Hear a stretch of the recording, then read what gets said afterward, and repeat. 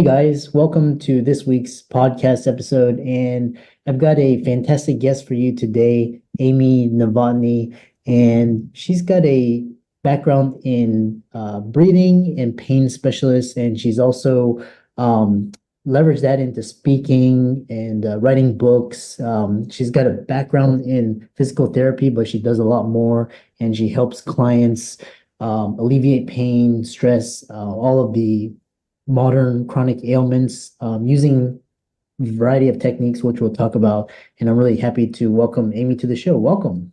Thank you for having me on, Chris. It's a pleasure to be here and excited to share and help your audience. Yeah, I know we had connected through Podmatch, and so kind of set the stage, really briefly talk about what you do, how you got there, and how you can help the audience. Sure. Well, it's a little bit of a story, but I started off, I got a doctorate in physical therapy. I did that for a few years. And at the same time, I was starting to run marathons. And I wanted to qualify for the Boston Marathon. And I was introduced to another way of thinking about asymmetries in the body and incorporating breathing with it. And so I just took the information, I started experimenting on myself, and I realized I could run 8 miles on a treadmill in 55 minutes pain-free. And I stopped stretching, foam rolling, scraping. I stopped doing all the things I used to tell other people to do. I just stopped doing it. And so I started just implementing this. And as I implemented it, I could run marathons pain-free. I flew through the qualifying marks for Boston, got into Boston 4 times. And then I was off doing something else. I'll explain in a second. But I could run pain-free. And if I got pain in the middle of a race, I could get rid of it very, very quickly, like within a few minutes. So I started putting it into a process, and I realized that I was addressing that fight or flight nervous system, and I was learning how to calm myself down to release tension in my body so my bones normalize their position, and I stopped having impingement of tissues. And so I started putting it into a process, and that's when I left physical therapy and started going into this method that I now call the PABR Method. It stands for Pain Awareness Breathing Relief. And I started doing that, and I started becoming known for helping people out of major orthopedic surgeries, especially joint replacements. And so then I'll kind of speed it up a little bit, but I got a gentleman from Florida flew to Arizona to see me because he was scheduled for a knee replacement and he didn't want to have one. So I helped him, and he got out of pain that he's had for 40 or 50 years. And so he hired me to travel around the world with him to coach him in this process for 6 months, which took me to Antarctica, which is the penguins behind me if this is on video. I took those photos, and then all the way to the Arctic. When I was done, I decided to start my own practice. And that ended up, I went on some real estate investment events with the real estate guys. I met Robert Kiyosaki, who asked me to help him. I helped him, so he called me his body healer. That's how it ended me here. And now I speak around. I work with clients around the world on Zoom. And that's where I'm at. So Yeah. a little bit whirlwind. Yeah, it's really interesting because I did a experiment a couple years ago where I did 3 months of yoga, and it was and basically and just kind of tried this like juicing, and it was like really, but I didn't run, but of course my cardiovascular endurance suffered, but it was like the miracle on the body and just kind of using the breath. So talk about breathing and pain relief. And how does that work? And like if you want to run, but you've got these like kind of like kinks in your back or muscle stiffness, how do you address those? Right. So when you are breathing, how you breathe makes a difference. So yoga is great, breath work is great, but a lot of times it doesn't cover the mechanics of how you breathe. And that's where what I do with people is unique, and it kind of takes them to that next level, is we work on changing how your rib cage is interacting with your diaphragm. So it stimulates the vagus nerve to calm you down. And what happens then is when your exhalation works with your ribs so that your belly spills out as you exhale, your body releases abnormal muscle tension that's caused by stress, whether that's physical stress, mental stress, emotional stress, and intellectual stress. What happens is Any stressor you have, whatever type, causes muscles to contract in your body, sometimes with your awareness, but often without your awareness. It starts to pull bones and joints out of position. And so if we can get those muscles to release their abnormal hold on your bones and joints, the bones go back into position, you no longer have impingement, you stop having pain, which is how you can get people with arthritis out of pain and they don't have to have surgery. So how you breathe makes a difference. So if you breathe and you blow out and suck your gut up and in, you actually lock yourself up. And so it's going to keep that pattern of guarding and locked joints.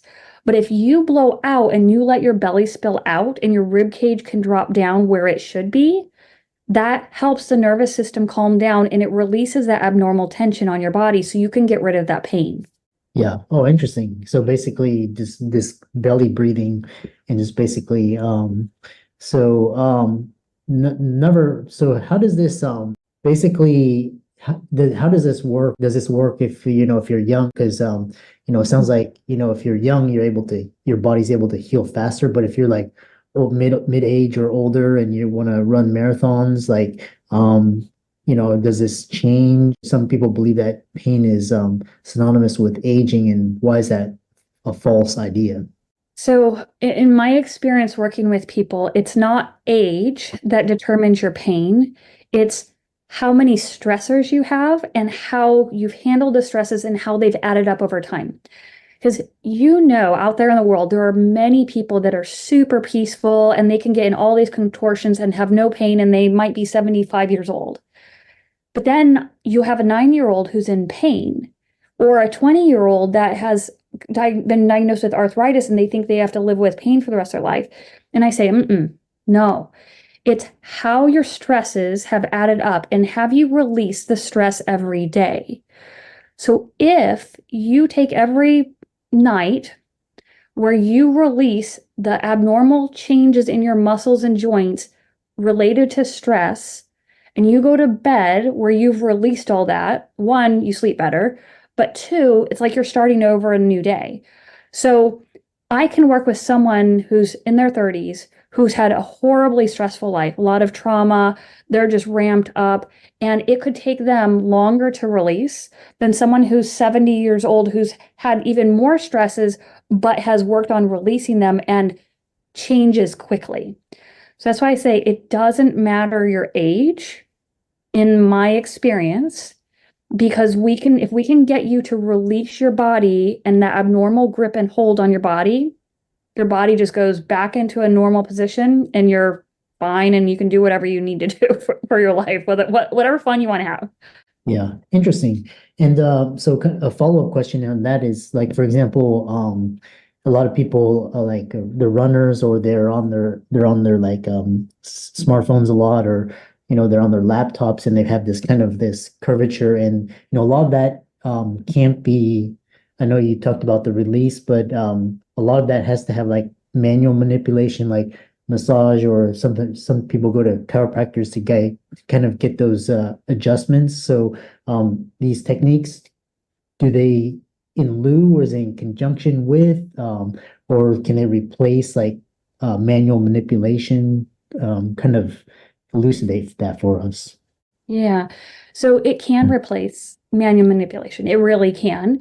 But I know a lot of people want results faster. So a lot of times they'll do maybe the manual manipulation and then do this stuff at the same time. So what is done to them doesn't fall back out, because a lot of that manual manipulation is external. And what I'm teaching is how to change your body internally. So you can change yourself internally and not need manipulation. I haven't had a chiropractic adjustment ever. Someone has maybe played on me, but that was 15 years ago, maybe. And I can't even remember the last time I had a massage, maybe 20 years ago. Yeah. But I can release anything I need to release in my body because I know how to get it to release and I can feel it let go. But if someone's in a lot of pain, I'm not going to tell them don't get that, especially if it feels good. And then as long as we're working so that they can hold what was done to them, perfect. Good teamwork. I'm all for it. Yeah, interesting. Because you mentioned when you can release? So how do people know? Because for example, when I did that 3 months of yoga, I didn't need to have to go to massage therapy, and like my posture was really good. But then like as a runner, you have a lot of aches and so how do you know you release? And then also when you say you body stores up a lot of trauma, is that like specific to runners, or is that physical trauma, or is that like emotional trauma? How are emotions stored in the body? Okay, let me go back to your first question. You had a lot of questions in there. Um, so related to like running, you kind of mentioned a lot runners have a lot of aches in that. Yeah. You don't have to. And I say that because I've run over 40 some marathons and 10 ultra marathons up to 102 miles. So we want to get you where you don't feel that and you don't feel the aches and pains. Sometimes now, if you go run a marathon, your muscles might be a little bit sore, but we can we can get you to release it so you don't feel the soreness. Yeah. And so you are truly feeling it. So right now, Chris, your left shoulder is slightly higher than your right. And so I know that the upper trap muscle is on a little bit and probably your pecs as well. So I can have you go into a position and get you to feel certain muscles active. So you feel the muscles, the upper trap just let go. So a lot of times we think we need to push on it and push on those shoulders to let go, but you can actually blow out, focus on a part of your body to get it to stabilize, like your triceps, and then all of a sudden your upper trap just releases and you feel your shoulder drop. Like that's the type of release I'm talking about. And you can feel it. I'm not touching them, I'm not making it up. And you can visually see it. So if I'm doing this on you, I would record it. So you could feel it happen without you doing anything like physically to it. And then you can actually see it on the recording. So you know I'm not just making stuff up. And this is important to now tie up to your other question about emotions.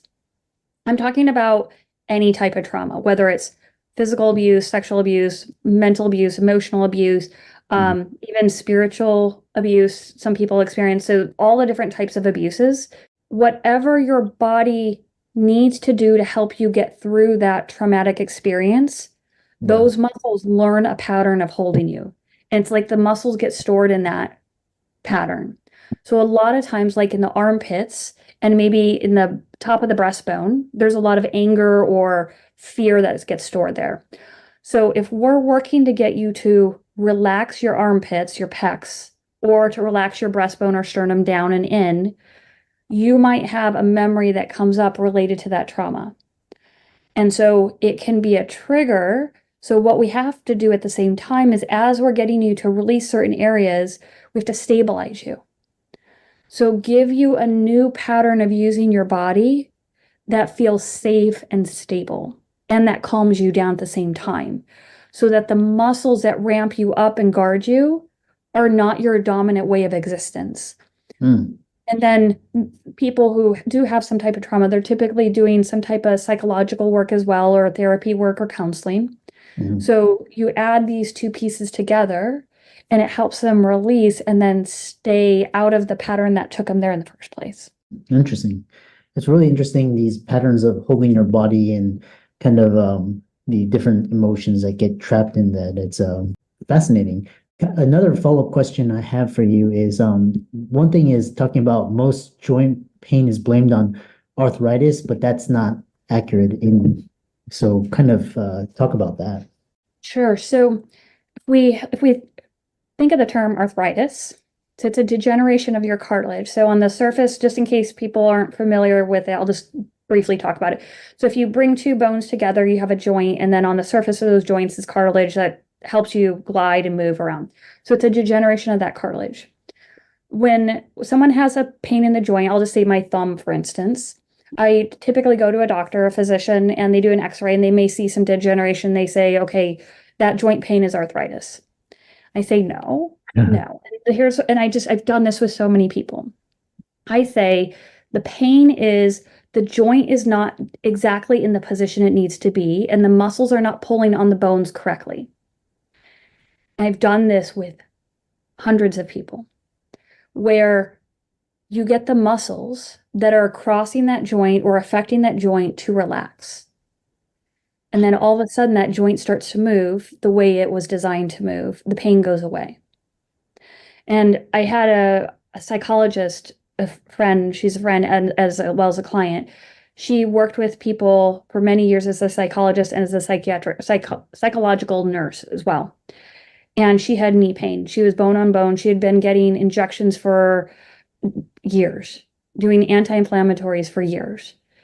And she wouldn't even let anyone touch her knee. And we started working on getting her rib cage in that correct position to fix her breathing mechanics. And her back relaxed and her knee pain went away. And she was 75 years old. And she returned to traveling around the world photographing wildlife.